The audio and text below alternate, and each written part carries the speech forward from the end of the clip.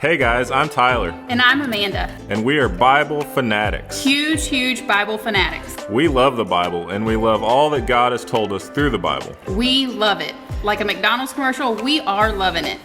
In the next 12 weeks, you guys are going to learn about every book in the Bible. But not us, because we already know about all the books.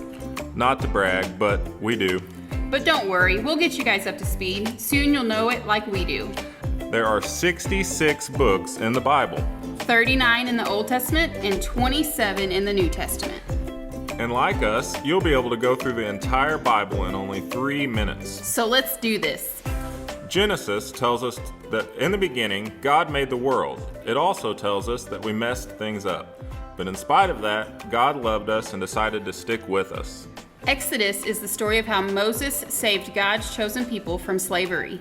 In Leviticus, God tells the people how to live so that they won't sin. In Numbers, Moses counts God's chosen people. And in Deuteronomy, God tells the people how to live without sin again, because they just didn't get it. Joshua led the people into the promised land and knocked down the walls of Jericho.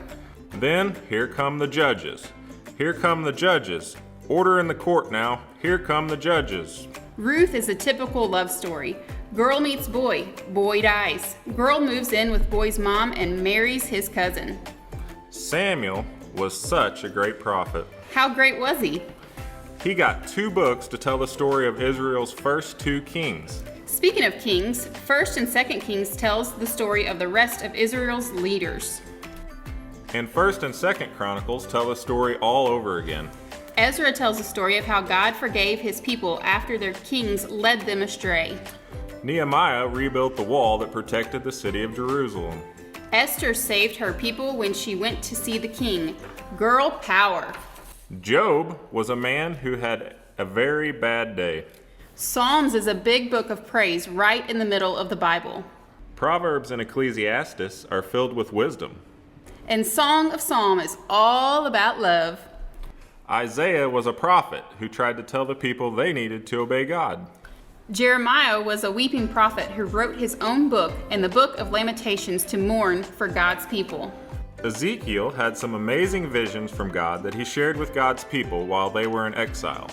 Daniel was a prophet too, and something of a daredevil. Wait till you hear about the night he spent in the lion's den.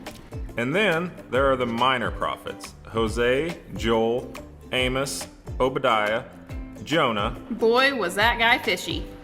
Micah, Nahum, Habakkuk, Zephaniah, Haggai, Zechariah, and Malachi.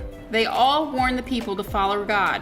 They all warned that God would punish them if they didn't stop sinning. And some of them, well, they talked about the Messiah who would one day come and save us all. Matthew is all about the Messiah. It's one man's way of saying, "Hey, have you met my friend Jesus?" Mark also wrote a book about his friend Jesus. Luke was a doctor who said, "Hey, have you met my friend Jesus?"